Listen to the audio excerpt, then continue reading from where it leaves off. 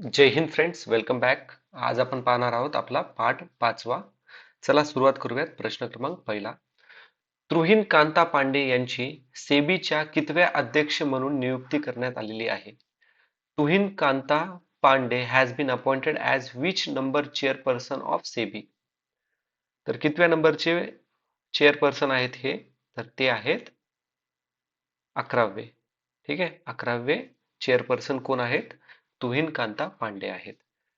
आता 9वे कोण होते? UK सिन्हा होते. 10वे कोण होते? माधवी पुरी बुच. आणि सेबी अध्यक्षाचा कार्यकाळ किती असतो? 3 वर्षाचा असतो. ठीक आहे. Next question. सेबीला वैधानिक दर्जा कोणत्या वर्षी मिळाला? स्टॅच्युटरी स्टेटस केव्हा मिळालेला आहे सेबीला? तर स्टॅच्युटरी स्टेटस मिळाला आहे 1992 मध्ये. आणि स्थापना केव्हा झालेली आहे? 1988 मध्ये स्थापना झालेली आहे. स्टॅच्युटरी दर्जा त्यांना केव्हा मिळालाय? 1988 मध्ये. ठीक आहे. आता पहिले चेअरपर्सन कोण होते सेबीचे? तर पहिले चेअरपर्सन होते डॉक्टर S.A. दवे. ठीक आहे. S.A. दवे हे कोण होते? सेबीचे पहिले चेअरपर्सन होते. सेबीची स्थापना 1988 ला. स्टॅच्युटरी दर्जा केव्हा मिळाला? 1992 मध्ये. ठीक आहे. पहिले चेअरपर्सन दवे आणि 1998 मध्ये स्थापना झालेली. 1992 मध्ये वैधानिक दर्जा मिळालेला आहे. सेबी म्हणजे securities and exchange board of India. मुख्यालय कुठे? मुंबईमध्ये. आणि बाकीची विभागीय कार्यालय कुठे आहेत? तर कोलकाता, दिल्ली, चेन्नई. ठीक आहे. Indian Ocean Rim association IORA चे पुढील महासचिव म्हणून कोणाची नियुक्ती करण्यात आलेली आहे? Who has been appointed as the next secretary general of Indian Ocean Rim Association? तर इंडियन ओशन रिम असोसिएशनचे सचिव कोण आहेत? सेक्रेटरी ऑफ जनरल कोणाची अपॉइंट करण्यात आलेली आहे? तर त्यांचं नाव आहे संजीव रंजन. ठीक आहे. संजीव रंजन हे यांची अपॉइंटमेंट करण्यात आलेली आहे. ज्ञानेंद्र प्रताप सिंग हे कोण आहेत? तर CRPF चे DG आहेत. ठीक आहे. CRPF चे DG आहेत. अरुण मिश्रा कोण आहेत? अरुण मिश्रा BCCI चे ओम्बड्समन आहेत. आणि वितुल कुमार हे CRPF चे टेम्पररी DG होते. ठीक आहे. पुढचा प्रश्न आता बघा. अरुण मिश्रा BCCI चे लोकपाल. इंडियन ओशन रिम असोसिएशनची स्थापना 1997 मध्ये झाली. मुख्यालय एबेन मॉरिशियस मध्ये आहे. आणि इंडियन ओशन रिम असोसिएशन मध्ये किती सदस्य आहेत? तर 23 सदस्य आहे. भारत याचा पार्ट आहे का? हा, भारत इंडियन ओशन रिम असोसिएशनचा पार्ट आहे. ठीक आहे. भारताला मिळून 23 सदस्य इंडियन ओशन रिम असोसिएशन मध्ये आहेत. मुख्यालय कुठे आहे? एबेन मॉरिशियस मध्ये आहे. एबेन मॉरिशियस मध्ये. ओके. पुढचा प्रश्न. BCCIच्या लोकपालपदी कोणाची नियुक्ती करण्यात आलेली आहे? Who has been appointed as ombudsman of BCCI?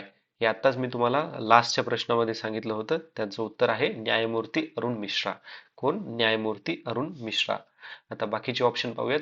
Sanjeev Ranjan हे इंडियन ओशन रिम असोसिएशनचे महासचिव. आपण आताच एकदा प्रश्नात बघितलं. अनिश दयाल सिंग माजी CRPF DG आहेत. ज्ञानेंद्र प्रताप सिंग हे नवे म्हणजे सध्या करंटली DG कोण आहेत CRPF चे? तर ज्ञानेंद्र प्रताप सिंग आहेत. ठीक आहे. ज्ञानेंद्र प्रताप सिंग. अरुण मिश्रा न्यायमूर्ती अरुण मिश्रा हे सर्वोच्च न्यायालयाचे माजी न्यायाधीश होते. त्याचबरोबर हे BCCI चे लोकपाल आणि नीतिमत्ता अधिकार म्हणून नियुक्त झालेले आहेत. याआधी ते NHRC नॅशनल ह्युमन राईट कमिशनचे अध्यक्ष पण होते. आणि कोलकाता उच्च न्यायालयाचे मुख्य न्यायाधीश म्हणून पण काम केलेलं आहे. ठीक आहे. पुढचा प्रश्न आहे. केंद्रीय राखीव पोलीस दलाचे म्हणजे CRPF चे नवीन महासंचालक म्हणजे जनरल DG डायरेक्टर जनरल म्हणून कोणाची नियुक्ती करण्यात आलेली आहे? तर आपण आत्ताच बघितलं ते कोण आहे? तर मित्रांनो कमेंट मध्ये सांगा वाटलं तर तुम्ही. ते आहेत ज्ञानेंद्र प्रताप. ठीक आहे. ज्ञानेंद्र प्रताप सिंग. ज्ञानेंद्र प्रताप सिंग. वितुल कुमार कोण होते? CRPF चे टेम्पररी किंवा काही काळासाठीचे DG होते. त्याला स्पेशल DG पण म्हणता येतं. ठीक आहे. कारण की ते ऍक्टेड आफ्टर रिटायरमेंट त्यांनी काही काळ डीजी सांभाळलेला आहे. त्यानंतर अनिश दयाल सिंग कोण होते? अनिश दयाल सिंग हे फॉर्मर सीआरपीएफचे डीजी होते. ठीक आहे. आणि संजीव रंजन कोण आहेत? इंडियन ओशन रिम असोसिएशनचे महासचिव आहेत. ठीक आहे, महासचिव आहेत. पुढचा आता हे बघा, अनिश दयाल सिंग यांच्या निवृत्तीनंतर विपुल कुमार हे कार्यवाह म्हणजे टेम्पररी पिरियडसाठी हे डीजी बनलेले होते. आता विपुल कुमार म्हणजे अनिश दयाल सिंग, त्याच्यानंतर विपुल कुमार सिंग, आणि विपुल कुमार सिंगच्या नंतर आता करंटली कोण आहेत? कोण आहेत मित्रांनो? Currently Gyanendra Pratap Singh. Okay, Gyanendra Pratap Singh. Okay.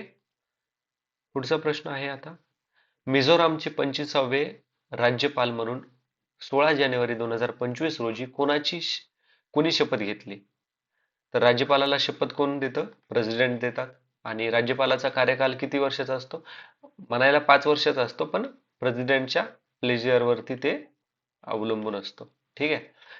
तर मिझोरामचे कोण आहेत? तर V K Singh. V K Singh कोण होते? तर व्ही के सिंग हे भारताच्या आर्मीचे जनरल होते. ठीक आहे. बाकी ऑप्शन्स पाहूयात आता. हरिबाबू कंभपती हे ओडिसाचे राज्यपाल आहेत. विजय बिश्नोई हे गुवाहाटी हायकोर्टचे मुख्य न्यायाधीश. देवजीत सैकिया हे बीसीसीआयचे सचिव आहेत, सेक्रेटरी आहेत. ठीक आहे. बीसीसीआयच्या सचिवपदी कोणाची निवड करण्यात आलेली आहे? सेक्रेटरीएट म्हणून बीसीसीआयचे कोण निवडून आलेले आहेत? तर देवजीत सैकिया, जे की आपण आत्ताच पाहिलं होतं. ठीक आहे, देवजीत सैकिया. जय शहा माजी सचिव होते. प्रभतेज सिंह भाटिया बीसीसीआयचे कोषाध्यक्ष म्हणजे ट्रेजरर आहेत. आणि अरुण मिश्रा, जे की भारताचे न्यायाधीश पण होते हे, आणि नॅशनल ह्युमन राईट कमिशनचे हेड पण होते. कोलकात्याच्या हायकोर्टाचे पण चीफ जस्टिस होते. अरुण मिश्रा बीसीसीआयचे लोकपाल. ठीक आहे. पुढचा प्रश्न आहे, भारतीय ॲथलेटिक महासंघाच्या ॲथलेटिक कमिशनच्या अध्यक्षपदी 8 जानेवारी 2024 रोजी कोणाची नियुक्ती झाली? Who was appointed as the chairperson of the athletic commission of the athletic federation of India on 8 January? तर या कोणाची अपॉइंटमेंट करण्यात आलेली आहे? तर अंजू बॉबी जॉर्ज यांची चेअरपर्सन म्हणून अपॉइंटमेंट करण्यात आलेली आहे. ठीक आहे, athletic commission of the athletic federation of India. आता पीटी उषा ह्या इंडियन ऑलिम्पिक असोसिएशन, भारतीय ऑलिम्पिक संघटना यांचे अध्यक्ष आहेत. मीराबाई चानू वेटलिफ्टर आहेत.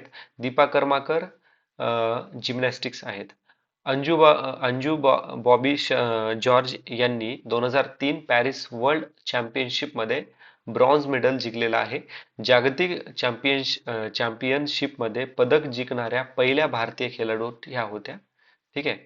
त्यांना अर्जुना पुरस्कार मिळालेला आहे, खेलरत्न पुरस्कार आणि पद्मश्री पुरस्कार पण मिळालेला आहे. ठीक आहे. पुढचा प्रश्न आहे आता, डॉक्टर मनमोहन सिंग कोणत्या पदासाठी 1991 ते 1996 या कालावधीत कार्यरत होते? Doctor Manmohan Singh served in which position from 1991 to 1996? आता 1991 ला बघा एलपीजी रिफॉर्म आलेला होता. ठीक आहे. आणि त्यावेळेस डॉक्टर मनमोहन सिंग हे भारताचे अर्थमंत्री होते. ठीक आहे, भारताचे अर्थमंत्री होते. बाकीचे ऑप्शन पाहूयात बघा. 1998 ते 2004 मध्ये त्यांनी विरोधी पक्ष नेते होते ते. 2004 ते 2014 पर्यंत ते पंतप्रधान. आरबीआयचे गव्हर्नर केव्हा झाले ते? 1982 ते 85 मध्ये. ठीक आहे. डॉक्टर मनमोहन सिंग 1991 ते 96 दरम्यान भारताचे 22वे अर्थमंत्री होते. याच कालावधीत त्यांनी आर्थिक सुधारणा करून भारताची अर्थव्यवस्था बदलली, म्हणजेच एलपीजी रिफॉर्म्स आणले. ते एकदा पण लोकसभेचे सदस्य नव्हते. ते भारताचे पहिले सिख पंतप्रधान होते. आता बघा, लोकसभेतून ते कधी सदस्य झाले नाहीत. ते राज्यसभेतून नेहमी इलेक्ट होऊन यायचे, आणि ते राज्यसभेत असतानाच म्हणजे राज्यसभेतूनच निवडून ते प्राईम मिनिस्टर पण झालेले होते. ठीक आहे. पुढचा प्रश्न आहे, खालीलपैकी की कोण झाकीर हुसेन यांच्या ओळखीशी संबंधित आहे? Zakir Hussain is known primarily as. तर झाकीर हुसेन यांची ओळख म्हणलं की तबला वादक. ठीक आहे. काय येतं? तबला वादक. आता बाकीच्या ऑप्शन मध्ये बघूत. सरोदा म्हटलं आशिष खन्ना म्हटलं की सरोदा वादक. ठीक आहे. सरोदा वादक कोण? आशिष खन्ना. सितार हे भारताचं शास्त्रीय हे आहे musical instrument. Guitar John McLaughlin. Actually हे आपले जे झाकीर हुसेन आहे ना त्यांच्या ग्रुपमधले मेंबर आहेत हे जॉन मॅकलॉफिन जे की गिटारिस्ट आहेत. झाकीर हुसेनच्या वडिलांचं नाव आहे उस्ताद अल्ला रखा आणि उस्ताद अल्ला रखा पण हे प्रसिद्ध तबलावादक होते. त्यांनीच यांना मार्गदर्शन केलेलं आहे. काय नाव आहे त्यांच्या वडिलांचं? उस्ताद अल्ला रखा. ओके. खालील विधानांचा विचार करा. डॉक्टर मनमोहन सिंग हे भारताचे 15वे आरबीआय गव्हर्नर होते. ठीक आहे. 2004 ते 14 दरम्यान ते भारताचे पंतप्रधान होते. त्यांनी ऑक्सफोर्ड विद्यापीठातून अर्थशास्त्रात डॉक्टरेट केली. ते कधीही लोकसभेचे सदस्य नव्हते. तर बघा हे चारीला चारी स्टेटमेंट बरोबर आहेत. Option D is the correct answer. Okay. Next प्रश्न आहे, झाकीर हुसेन यांना पद्मविभूषण पद्मविभूषण 2023 मध्ये मिळालं. ठीक आहे. त्यांनी शांती गट आणि शक्ती गट हे दोन संगीत गट स्थापन करण्यात त्यांचा सहभाग होता किंवा ते मेंबर होते किंवा फाउंडर मेंबर होते. त्यांना नॅशनल हेरिटेज फेलोशिप अमेरिका मिळालेली आहे.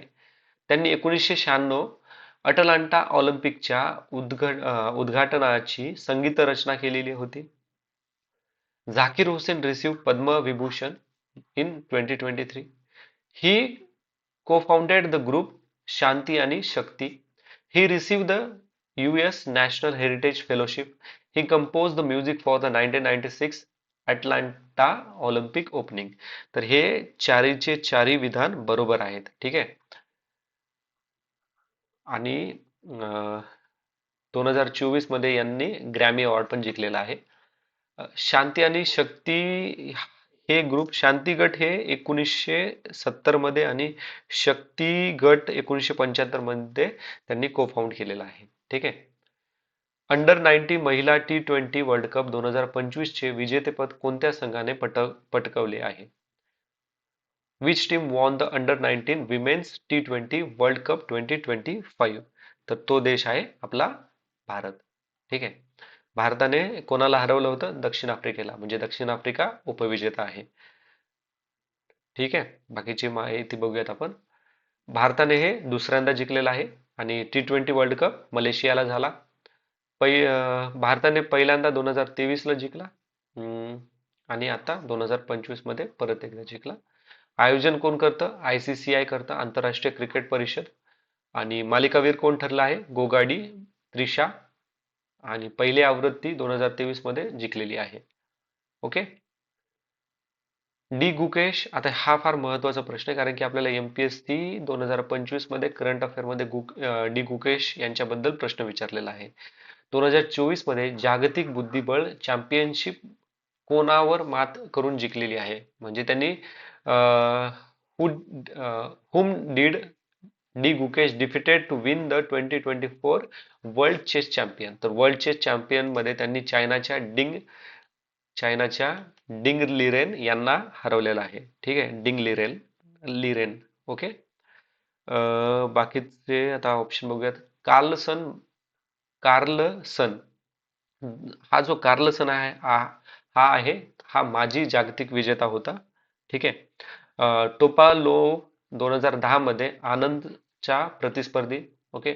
आता आनंद हे कोण येतं? नाकामुरा हे अमेरिकन चेस प्लेयर आहेत. गुकेश हा इतिहासातील 18वा विश्वविजेता ठरला आणि ही जी स्पर्धा झाली होती ना वर्ल्ड चेस चॅम्पियन 18, तर ही झाली सिंगापूरमध्ये आणि याच्यावरतीच आपल्याला ऍक्च्युली MPSC मध्ये ना मल्टीलाइनर प्रश्न होता आणि तिसरं स्टेटमेंट मध्ये त्यांनी हेच विचारलं होतं की सिंगापूरमध्ये वर्ल्ड चेस चॅम्पियनशिप झाला होता का? ठीक आहे. पुढचा प्रश्न पाहूयात आता. जागतिक बुद्धिबळ चॅम्पियनशिप होणारा सर्वात तरुण खेळाडू म्हणून गुकेशने कोणाचा विक्रम मोडलेला आहे? तर बघा, विश्वनाथ आनंद भारताचे पहिले हे होते, वर्ल्ड चेस चॅम्पियन होते. 2010 मध्ये टोपो लोन हे त्यांच्या विरोधी प्रतिस्पर्धा करत होते. तर त्याच्यानंतर अनातोली कार्पोव आणि गॅरी कास्पारोव, व्लादिमिर कॅमरेनिक. तर सगळ्यात यंगेस्ट आतापर्यंत कोण होते डी गुकेश हे जिंकण्याआधीचे? तर डी गुकेश जिंकण्याआधीचे सर्वात यंगेस्ट होते गॅरी कास्पारोव, जे की त्यावेळेस अप्रॉक्सिमेटली 22 वर्षाचे होते. आणि डी गुकेश हे जवळपास 18 वर्षाचे आहेत सध्याच्या घडीला. ठीक आहे. आनंद भारताचे माजी विश्वविजेते, कार्पोव माजी विश्वविजेते, कॅमरिन व्लादिमिर क्रॅमनिक हे रशियन होते. ठीक आहे. गुकेशचे वय 18 वर्षे 6 महिने 14 दिवस.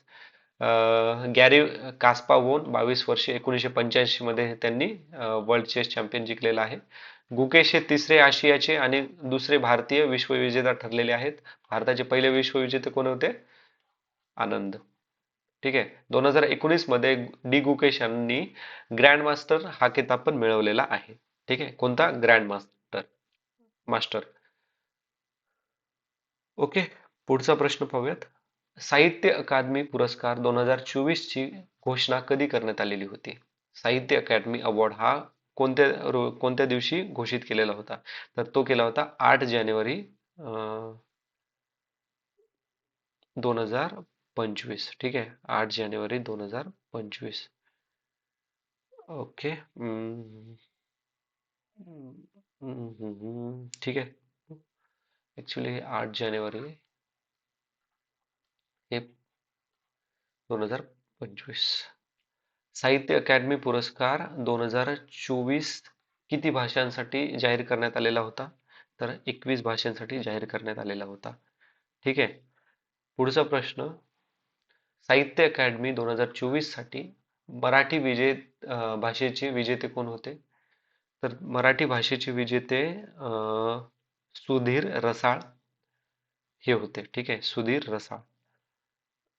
आता ठीक आहे. इथे मराठीचा खूपच जास्त क्लिंच आलेला आहे, तर लिहावं लागेल मला. ठीक आहे. आता प्रवीण बांदेकर 2022 मधले साहित्य अकादमी विनर आहेत.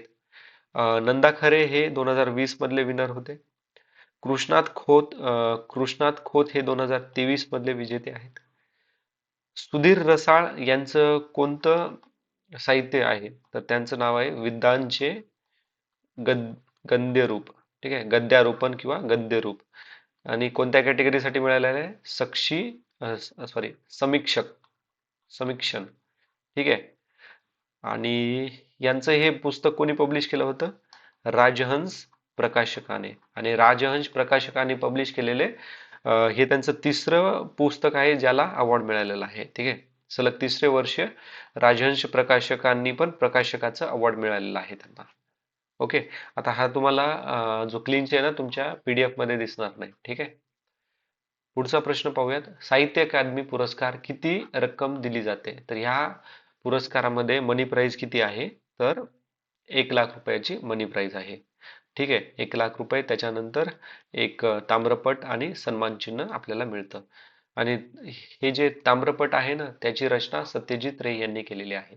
ठीक आहे. सत्यजित रे. पुढचा प्रश्न आहे. साहित्य अकादमी पुरस्काराचा पहिला मराठी विजेता कोण होता? Who was the first Marathi winner of the Sahitya Akademi award?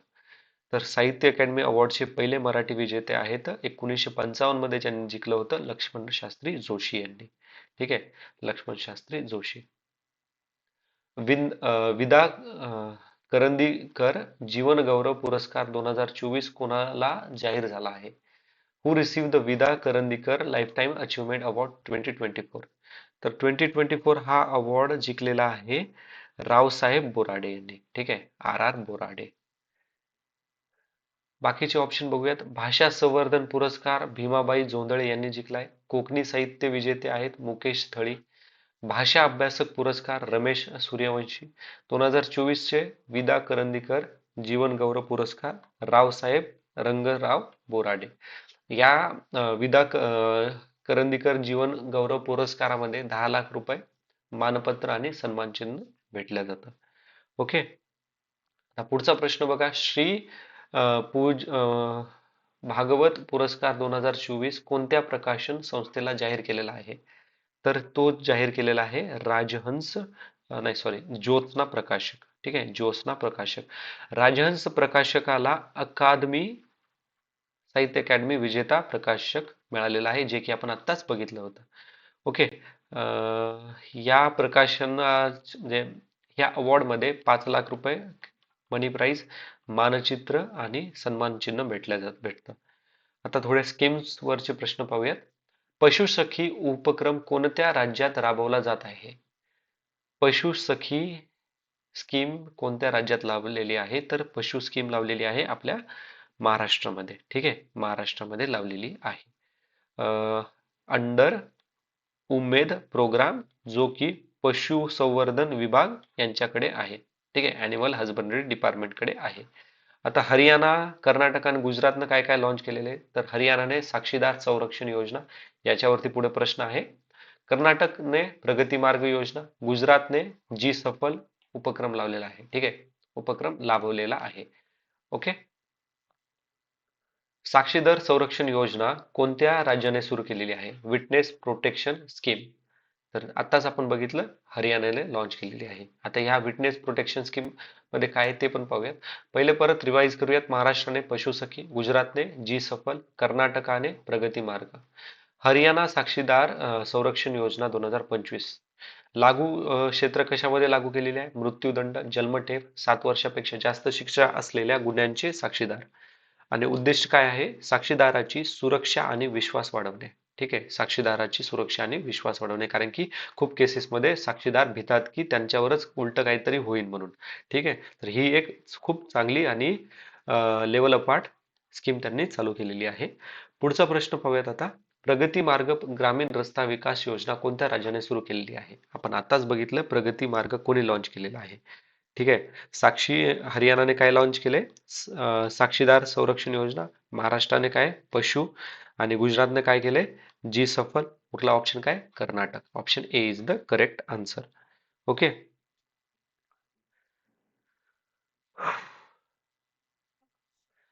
जी सफल कशाच्या आधारित आहे? तर लाईव्हलीहूड स्कीम आहे.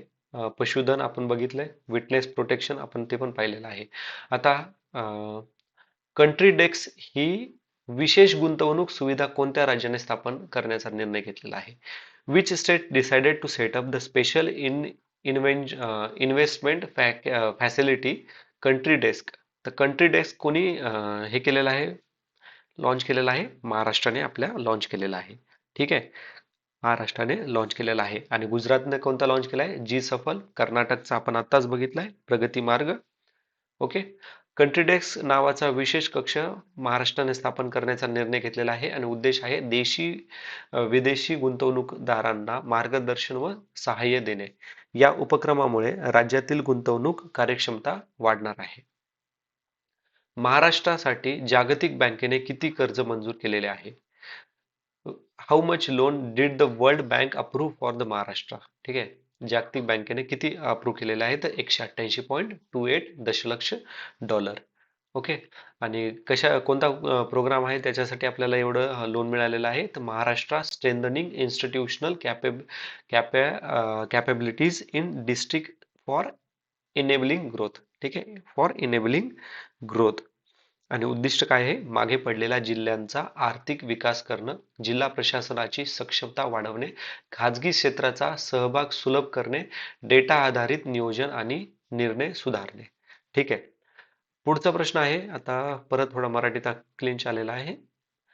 मन की बात ह्या 119व्या आवृत्तीत पंतप्रधान नरेंद्र मोदी यांनी वाघ संरक्षणासाठी कोणत्या जमातीचे कौतुक केलेले आहे? इन द 119 एडिशन ऑफ मन की बात कोणती tribes was praised by prime minister for tiger conservation? फार महत्वाचा प्रश्न आहे हा. कर्नाटकाची ही ट्राईब आहे सोलिगा जमात. सोलिगा जमात. कोणती जमात आहे? सोलिगा जमात. आता टोटा ही जमात कुठे? दक्षिण भारतामध्ये. गोंड ही कुठे आहे? मध्य भारतातील आदिवासी समाज आहे. भिल्ल कोटे आहेत, पश्चिम भारतातील आदिवासी जमात आहे. ठीक आहे, याच्यावरती आपल्याला खूप वेळेस प्रश्न पाहायला मिळालेले आहेत. ठीक आहे, स्टॅटिक पार्ट मध्ये. आता Soliga tribe contribute to tiger conservation in BRT tiger reserve Karnataka. आता प्रश्न असा पण येऊ शकतो की बीआरटी टायगर रिझर्व कुठे आहे? कर्नाटकामध्ये आहे. ओके, बिलिगिरी रंगास्वामी. ओके मित्रांनो, आज इथेच थांबूयात. आता बाकी, अच्छा ठीक आहे, एक प्रश्न राहिला ना. ओके, आसाममधील कोणत्या प्रदेशाच्या सरकारने बो बाथो इस्माला, सॉरी फॉर द प्रोनाउन्सिएशन, हा अधिकृत धर्म पर्याय म्हणून समाविष्ट केलेला आहे? In which region of Assam was Bathouism included as an official religious option? तर हा बघा ऍड केलेला आहे बोडोलँड टेरिटोरियल रिजन याने. ठीक आहे, बोडोलँड टेरिटोरियल रिजन याने कोणता इन्क्लूड केलेला आहे? बॅथोउलियम. ठीक आहे, बाथ, आता याला थोडं फोडून लक्षात ठेवा, बाथ ओ पिझम. ठीक आहे, सॉरी फॉर प्रोनाऊन्सिएशन, थोडा वेगळा प्रोनाऊन्स येतो. तर बीआरटी सरकारने बॉथोइझम या अधिकृत धर्म पर्याय म्हणून मान्यता दिली आहे. आणि हा जो आहे ना, तो बोडो जमातीतील पारंपरिक धर्म आहे. ठीक आहे, बोडो ट्राईब्स. आणि बोडो ट्राईब्स कुठं आहे आपल्याला, कुठे पाहायला मिळते? आसाममध्ये. ठीक आहे, ह्या त्यांची मान्यता आहे हा एअर, सन, अर्थ, फायर आणि स्काय वरती. आणि त्यांचे जे सुप्रीम डेटी आहेत त्याला ब्रेथ बाथिया असं म्हटलं जातं. ठीक आहे मित्रांनो, थँक्स फॉर वॉचिंग. जर तुम्हाला काही डाऊट असेल किंवा काही माझा प्रोनाऊन्स मध्ये किंवा सांगताना काही चुकलेलं असेल तर मला प्लीज कमेंटमध्ये ती टाइमलाईन मेन्शन करून सांगू शकतात. आणि काही तुम्हाला फीडबॅक पण द्यायचा असेल किंवा इम्प्रूव्हमेंट हवी असेल तर प्लीज मला कमेंटमध्ये कळवा. Thanks for watching. See you in next video. अभ्यास करा. भेटूयात आपण नेक्स्ट लेक्चरमध्ये.